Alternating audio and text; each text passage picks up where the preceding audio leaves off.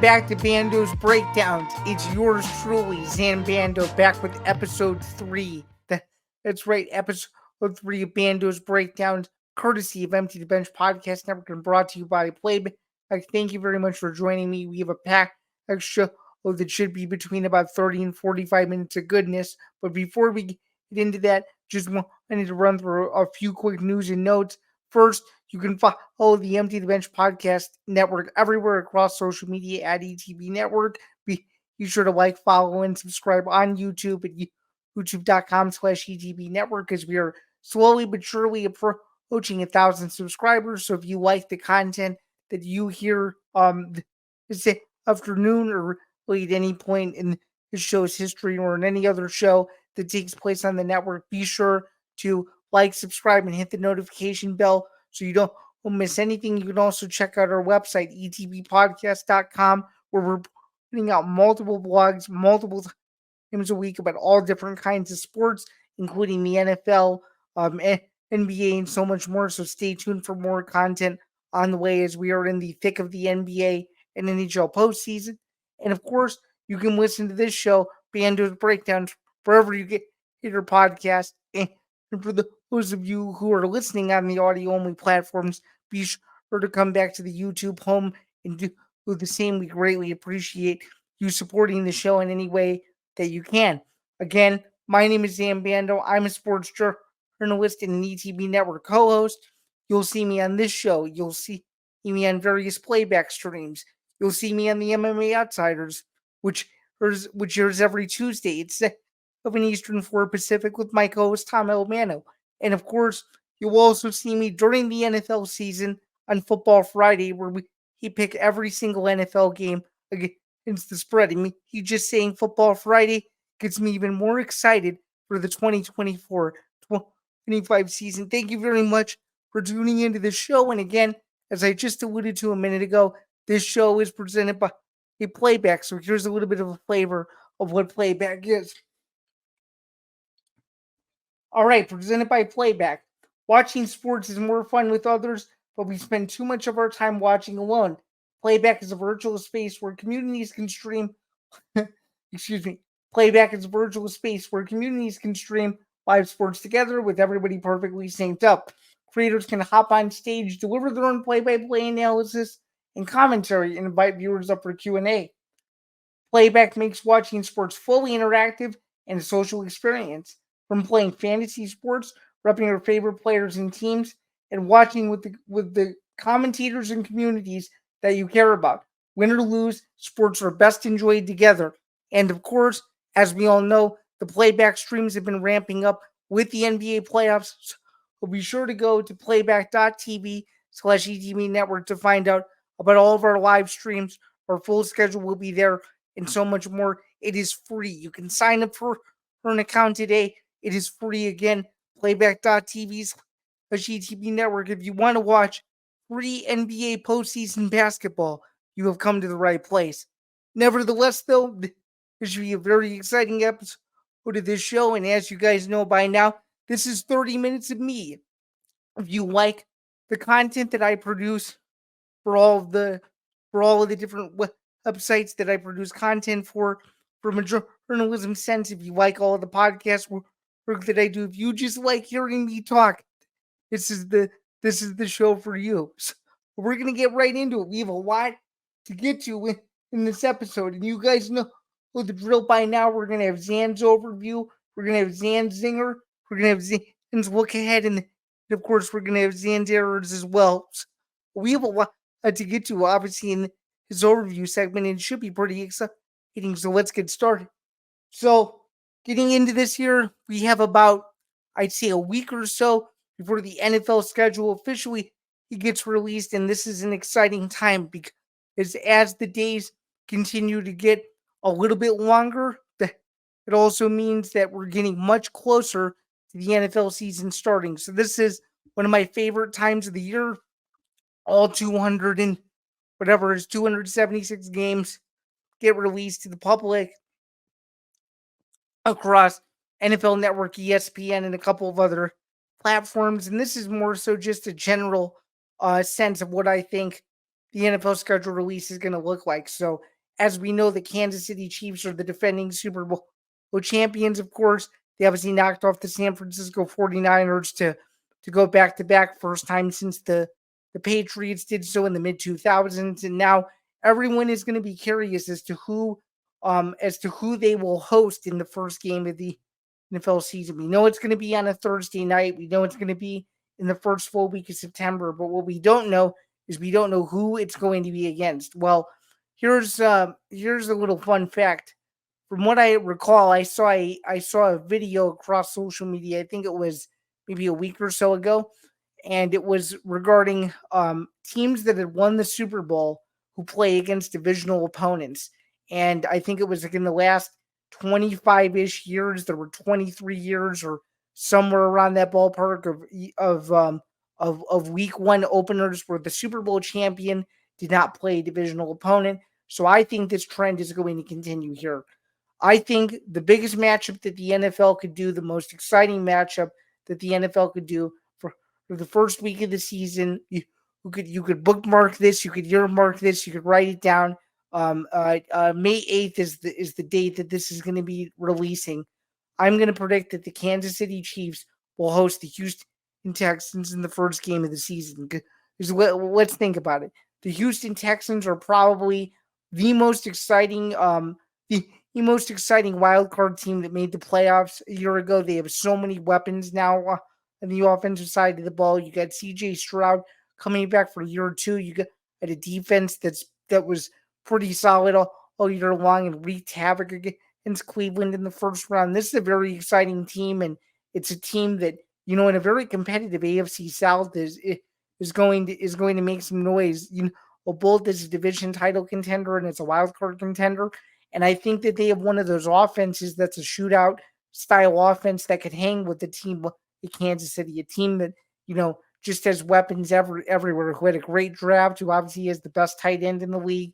There's a lot to be excited about this potential matchup. And, the NFL did something similar a year ago where they tried to ramp up the Lions, as the next team to beat as a future contender in the NFC.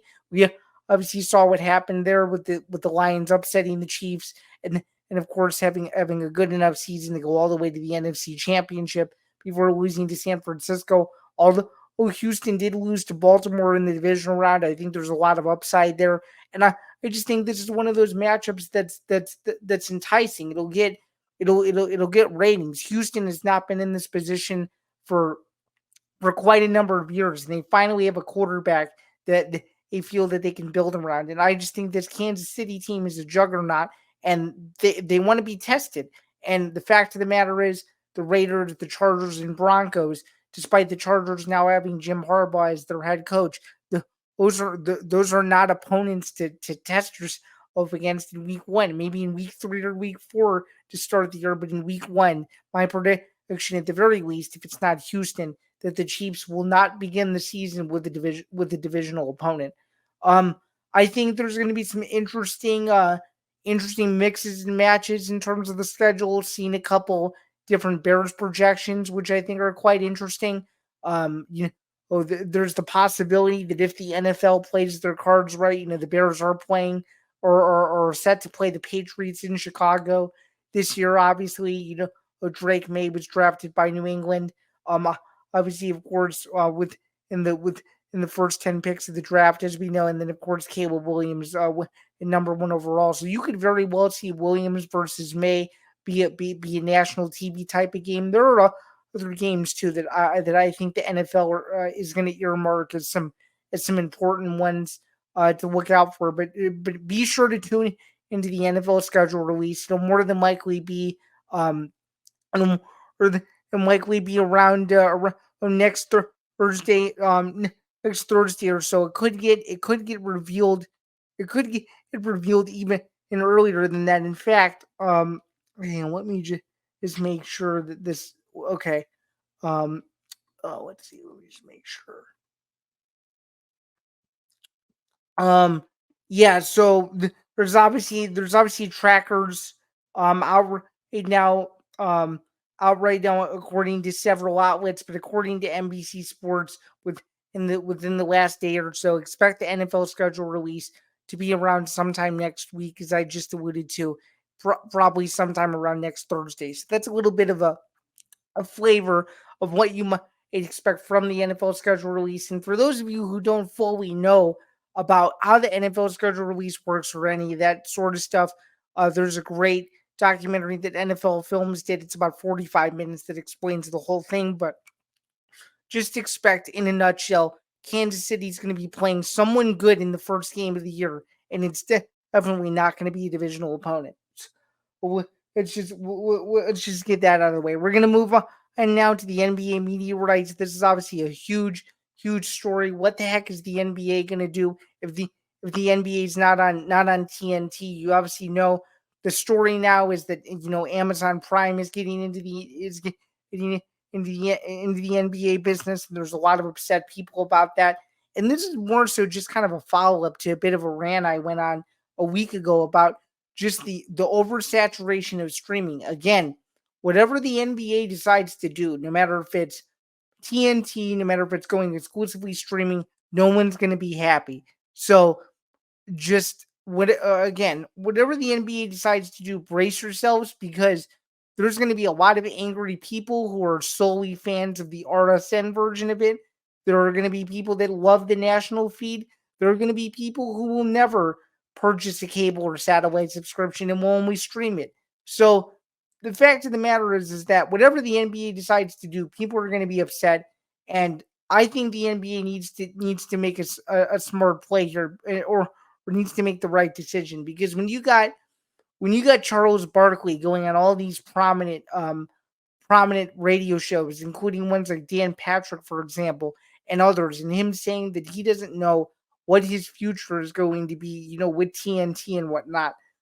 My thought on this is Charles Barkley, given his stature and given what he was able to do for the NBA in his post-playing career, the last guy that should be worrying about losing his job is him. He can go and do whatever the heck he wants, but I totally understand his sentiment that if he feels that he is someone that the NBA per se, trust and can call upon to give the best analysis of basketball possible. And if he thinks that, you know, he is the guy to continue to lead TNT's coverage, TNT should do everything they can to ensure that they keep the media rights around, because to be honest with you, the only reasons why I watch TNT are for March Madness in the NBA. It would look extremely weird to me if the NBA went back to NBC. I did not grow up in that era of basketball. It would look weird if the NBA, just went to streaming. But obviously, I'm one of those people that mainly streams everything. So I guess it wouldn't be more so a burden on me as it would be other people that follow the sport, especially. I think, to conclude, though, whatever the NBA decides to do and whatever the networks decide to do, they have to be smart, because the one thing that I think these big media companies, these big sports media companies like ESPN, which we're going to get to in a little bit here, are not thinking about is the consumer. How easy is this going to be to access? Will there be blackout restrictions? Will I have to have a subscription on top of a subscription to watch it? There should be none of these questions when they think about the next steps for the league. It should be the easiest way to watch the NBA that there possibly can be. And that's the fact of the matter. And if they can't do that, then they failed to do their job. So those are my thoughts on the NBA media rights. Now we're going to move into something that happened over the weekend. Isn't as promoted as I would have thought it was going to be, but let's get into Netflix's venture of going back into live streaming comedy slash TVs. We had the Tom Brady roast that took place on Netflix. Tons of celebrities were there. It was free. It was free for those who had a Netflix subscription, and I gotta say it was very well done. Ross and crew, Kevin Hart, the whole gang was there. I mean, it was hilarious. Whether you were someone who is into the celebrity thing, doesn't really know who Tom Brady is, or if you were the biggest Tom Brady fan, of all time. Some of the jokes were pretty clever, especially the ones, toward Drew Bledsoe and the ones regarding Belichick and the ones regarding Randy Moss not having any Super Bowl rings.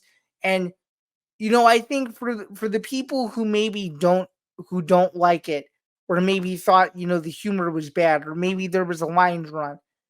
I think I personally think it's good when these high profile athletes put themselves out there, because at the end of the day, it's the humanizing of the athlete, right? Tom Brady is the best quarterback that probably anyone has ever seen. Some people think it's Joe Montana, some people think it's other quarterbacks, but I'd say the vast majority believe in heart of hearts that Tom Brady is the best quarterback to ever play the position. And I think what a lot of people don't realize is the sacrifices he's had to make over the years, the injuries he's had to come back from, having to work with you know having to work with a private trainer to rebuild his strength, having to change receivers almost every year, but still having the consistency of Belichick until his final years in New England got the better of him. But the fact of the matter is, it was kind of cool, even though it seemed a little performative, that there were a lot of just celebrities there that probably didn't know much about football. I just thought it was cool that it catered to multiple audiences. You got a good laugh out of it, whether you tuned in for the whole 2.5 hours or just a little bit or whatever it was. At least you got something out of it. And whether you hate Tom Brady or you love Tom Brady, or there was at least something to take away. And the thing that I took away from it is that it was funny, and you got to see a human side of all of the celebrities that spoke. And I got to say, it was very well done. And without getting into the specifics, I think that Dana White taking a shot at Netflix is a sign that maybe when the UFC thinks about their media rights deal, they might have a second thought about Netflix, because I'm sure Netflix executives were not happy about that. Also, I don't understand, just like him, how he got 60 seconds when multiple other celebrities that are in similar statures, as him, and similar money as him, got an ample amount of time to speak. So that's just something to take note of there. I'm going to move into a bit of a lesser topic, a topic that I don't think is being covered very much, and that is the United Football League. They're going into week 7 of the UFL season. There's clarity in both conferences as to who's more than likely going to make the playoffs. We've already had one team clinch in the Birmingham Stallions. They're currently sitting at 6-0. They're a wagon of a team, and they look really good. They'll probably end up winning the championship of this thing. But I just think the UFL could have done a better job at putting this product in our face. Um, Full disclosure, I covered the UFL for the Sporting News. I put together the how to watches and the schedule and the whole thing. If it wasn't for me doing that, I don't think I would have been able to tell you that the Birmingham Stallions were the lone undefeated team in the week. And that is exactly why the question is posed on the screen: is what can the UFL do to expand its football coverage across multiple platforms? I feel like every day when I open social media and I look up any NFL highlight, I can find any NFL highlight or any NFL quote I desire. With the UFL, I don't really feel you can do that. You go to their website, the scoreboard looks like it's from Stat Broadcast, which makes me feel like I'm looking at a college scoreboard, which shouldn't really be the case if this wants to be taken seriously as a professional spring league. I think there are plenty of things that the UFL could be doing to expand their reach. Number one is, you need shoulder programming similar to what NFL Films has, that goes, in an inside look at a locker room and the players and the coach and stuff like that. I've yet to see that from the UFL. And in terms of ease of seeing the games are no problem. It would be nice to know, from other major sites outside of ESPN, Fox Sports, and the Sporting News, and a couple of others, who is actually covering these teams. I feel like, with the NFL, you kind of know the beat writers, you kind of know the people around every team. it doesn't really feel as if the UFL knows, what its core audience is and what people are looking for. And it would be cool if if ex NFL veterans were highlighted more because full disclosure, I don't know how many NFL veterans there are in this league, but it would be nice to know, okay, so and so used to play for the Minnesota Vikings, for example, or so and so, went to an NFC championship, with another team a couple years before, transition to the NFL. So at least we know, like, who some of these players are, because I feel like most of this league is just, guys who used to play college football who weren't drafted. And, you know, obviously, not every NFL prospect is going to get drafted, but if you could even highlight some of these players in some way, shape, or form, I think more people would be in tune, to watch the league play. And another thing I want to mention too is, the San Antonio Brahmas, for example, they're one of they're one of the worst teams in the UFL at the moment. I think they have one or zero wins, if I'm not mistaken. Like, these markets need to make sense. Like, I understand they kept the St. Louis Battlehawks from the XFL era, but like, I don't understand if San Antonio makes sense. The DC Defenders already have all the major sports teams. DC doesn't need a sports team, or doesn't need another sports team. They already have all four major sports teams, as I just said. Like, put it in places where there aren't teams. Like, again, I get St. Louis, but you could very easily have, the DC team, go to um go to go go to Chicago, or go to Nebraska, or go to another go to another sort of market to where the UFL maybe isn't as prominent. I think keeping part of the XFL alive is a good idea, but putting it in markets where people could consume football and they wouldn't be as tired, like places like Nebraska, like places like Iowa, like places like Wyoming, like Montana, like fill markets that don't have teams. Like, I think San Antonio, to be frank, is kind of dumb. Like, you already have the Houston Texans, and you already have the Dallas Cowboys on the side of the NFL. Like, put some of these teams in markets that don't have teams is really the only thing that I'm saying. I'll keep tabs on the story as the season rolls along. Again, we're in week 7. We have about 4 weeks until the playoffs begin, and then things will become a little bit clearer. And then by the time the UFL championship game rolls around, I think we'll have a more firm answer to this question. But just keep an eye on the UFL, keep an eye on the ratings, keep an eye on if this thing will even work.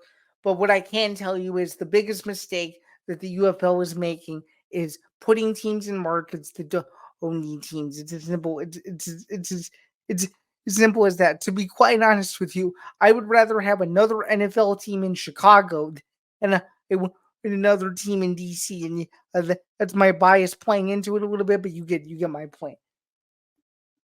All right, that's going to do it for Zan's overview. That was definitely an extremely exciting segment. And as you guys know, that's just kind of my overview of my thoughts in sports. And now we're going to get into probably my favorite segment on the show, which is Zan's Zinger. This is my time to rant on something that pisses me off to no end. This is my time to give people how I'm really feeling on something that is being undercovered in sports, if you will.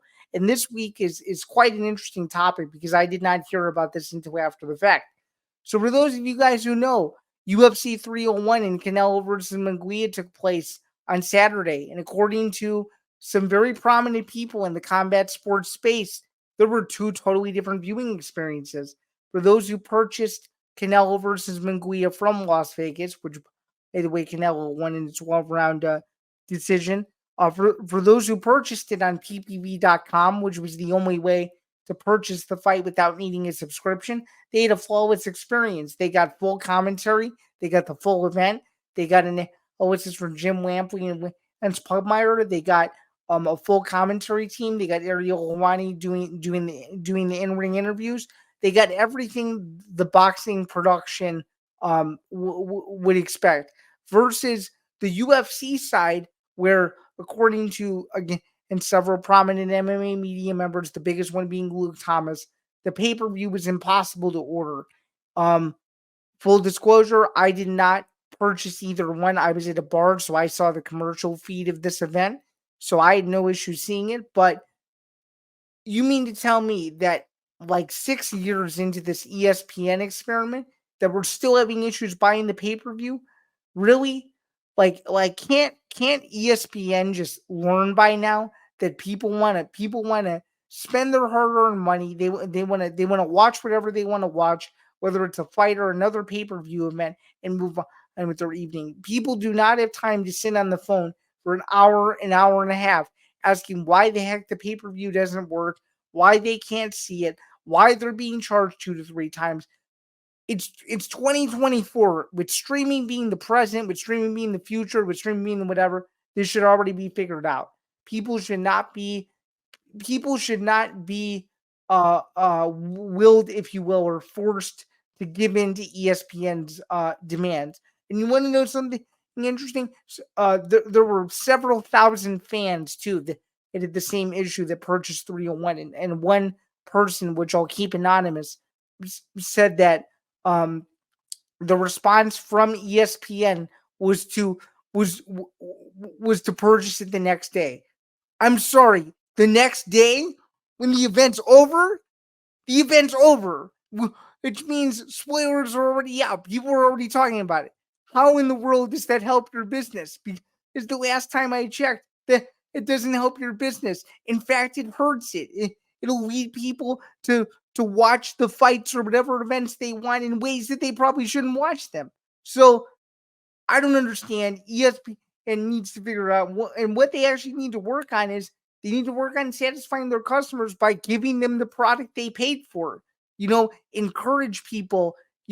Hey, buy the fight a week early. Make sure to buy the fight when you're in this this zone of your house. Make sure that your internet speeds are these megabits per second. Give people some parameters, give people something to let them know, like, hey, if you don't follow these exact steps, your pay-per-view may not be successfully processed into your bank, or B, you may not be able to watch the card at all. So what I'm simply saying is, these streaming companies, whether it's DAZN, ESPN, whatever the heck, they need to be more transparent, and they need to tell the consumer what to do, because if they don't communicate, these same things are going to keep happening over and over and over again, and people are going to be just as disappointed, just like they were with UFC 301. And keep that in mind.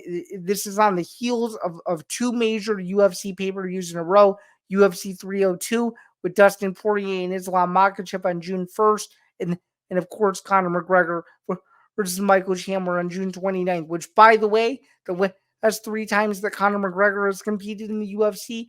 ESPN Plus pay-per-view outage issues up the wazoo. So we don't want to see it happen again. And hopefully, if somebody in the customer support department or in the engineering department of any of these streaming companies watching this, they need to get their shit together, because it's bad, and people are going to refuse to pay for this stuff anymore. But it's not going to work. So it's the little it's the little rant that. For now, we're going to get into the back half of the show, which is Zain's look ahead. This is where I like to take a look at everything that's going on. But we're going to start, though, before we get into the remainder of the show. We're just gonna get right back into it here.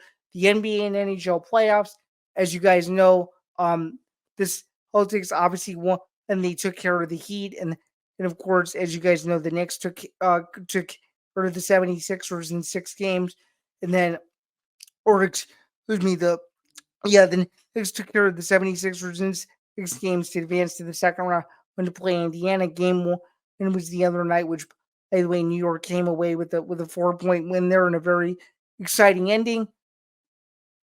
We also had the Minnesota Timberwolves blow out the Denver Nuggets in Game 1 of the second round. So that's gonna be a very interesting series. And then last night we had the Dallas Stars begin in their series with the Colorado Avalanche. We had the Boston Bruins taking care of business in Game 1 over the Florida Panthers.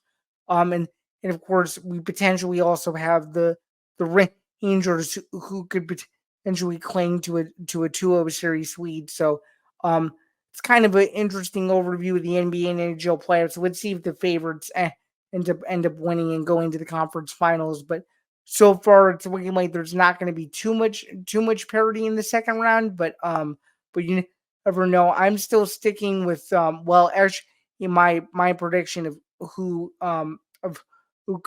could go to the finals is now out. I thought that this Milwaukee team, if healthy, could do it, but unfortunately, with Giannis out and several other players out, that's not going to help their cause at all. And to make matters worse, too, is with the parity that happened in the first round of the NHL playoffs. You never know. You never know what might happen in round two. As obviously, as you know, round two and obviously the conference finals as well is usually when things get a little crazy on both the NHL and NBA side of things. Just to give you guys a little bit of a look ahead into some games that are coming up. So, in case you guys don't know, um, going into the remainder of this week, we have the Pacers taking on the Knicks in Game Two. That is tonight at 8 p.m. Eastern. We've got Cavaliers Celtics Game Two. That's Thursday night at 7 Eastern. We've got the Thunder and the Mavericks in Game Two. That'll be at 9:30 Eastern. And then, of course, looking at Friday, we've got the Knicks and the Pacers in Game Three. That'll be in Indiana at 7 p.m. Eastern. And then, of course, the nightcap game, final game on Friday, is the Nuggets and the Timberwolves. And just to give you guys a little bit of a flavor as to what Saturday, May 11th will look like, that'll be the Oklahoma City Thunder against the Dallas Mavericks in Game 3. The series transitioning to Cleveland for Celtics Cavaliers. And then, of course, Knicks, Pacers, Nuggets, Timberwolves, and so on and so forth. So that's a little bit of an overview into the NBA and NHL playoffs.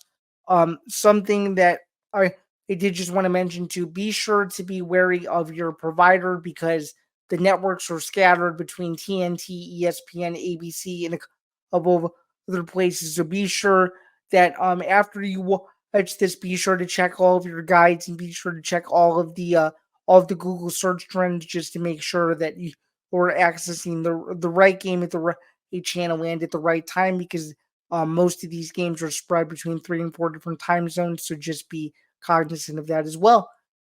Something I didn't get into that I just wanted to briefly recap that we kind of glossed over a little bit. UFC 301 was exciting. But we obviously we had a we had Alexandre Pantoja defend his flyweight title over Steve Erceg in a very close fight. And then, of course, we obviously had the return of Jose Aldo and a bunch of other great fights. If you want to get to know more on what UFC and Canelo Munguia looked like and just kind of that from a recap perspective, you can go check that out on episode 82 of the MMA Outsiders. But now I'm excited for one of the most exciting parts of the show, which is getting more into the UFC St. Louis preview, which is taking place this Saturday night at the Enterprise Center. I will be there with Brett Cagle. As you guys know, he's a contributor to the ETV network. Phantom Sports Industries has his own podcast at Sportstown Chicago and does a couple other things. He and I are local. He and I are both from Illinois. This is the first UFC event in the Midwest in about a year. They did a card in Kansas City, which I was not present at. This will be the first UFC event that I will attend in person in about 3 years. So I'm very excited about it. We've got Derek Lewis versus Rodrigo Nascimento in the main event. That is a 12 versus 15 matchup at heavyweight, which I'm very excited about. I am taking Nascimento by decision. And for those of you who have been keeping track in regards to my survivor pool, I was eliminated he did a week ago when Paul Craig was knocked out by Kyle Bahio. So unfortunately, I don't have a fight to watch for this week, but you'll be able to see my full pick breakdown on Saturday afternoon when the predictions are released from me and all of the MMA Outsiders hosts. But I am super excited to get back to my first UFC event in a long time. It's a very cool experience. If you like fighting and you consider the UFC the NFL equivalent to mixed martial arts, that's exactly what a live event experience looks like. From the lighting to the music to the entrances to the fights themselves, it's a very cool experience. So I'm excited to go back to St. Louis. It'd be a good card. There's about 13 fights in the card. I'm pretty sure the card will get underway at 4 p.m. Eastern, and in the main card, I'm pretty sure will be at 7 or 8 p.m. Eastern. The entire card will be free on ESPN, which is awesome. It's one of those rare free UFC events, which should be pretty cool. And I'm excited to see how the card goes. Usually these fight night cards are hit or miss. You don't really know how the fights are going to play out, but Derek Lewis is obviously super exciting. He's a power striker, and then of course Nascimento is a pure grappler. So it's going to be interesting to see who makes the first mistake, and whoever does is more than likely going to lose the fight. Again, and I'm taking Nascimento by decision. I just think his gas tank is a little bit better compared to Lewis's, and he should be able to explain him over 25 minutes or so. But you never know, it's MMA. One shot can change the whole complexion of a fight. And again, if you want a little bit more of a breakdown on the main event and the co-main event, which is Joaquin Buckley versus Nursultan Ruzaboyov, you can do so by checking out episode 82 of the MMA Outsiders, which was with myself, Pat Dana, and Brett Cagle. Um, uh, to wrap things up a little bit, I just wanted to let you guys know that last week on UFC, I finished with a stellar 10-3 record, which brings my overall UFC record for 2024 to 103, 83, and 3, which still puts me in third place amongst the MMA Outsiders contributors. We have Pat Dana with 117 wins. We have Tom Albano with 114, and of course, I am at 103. This is the 16th UFC event of the year so far, and we've already completed 189 fights, and we're not even in the middle of May yet. So there's still plenty of UFC to come. We've got 2 more UFC events on the way to close out the month before a busy month of June commences with 4. It's like 4 consecutive cards. Then we get the Conor McGregor fight, a week off in July, and then the schedule continues. Well, if you're getting ready for a full fix of UFC in a few weeks, it will be in full swing. Where there will be events back to back to back to back. So get excited for that and so much more. You think that you think that March Madness is fun? As I alluded to a week ago, I think Summer Madness is all about combat sports and baseball. So it's coming. It'll be here for a wave of like 11 weeks. So enjoy it while you can.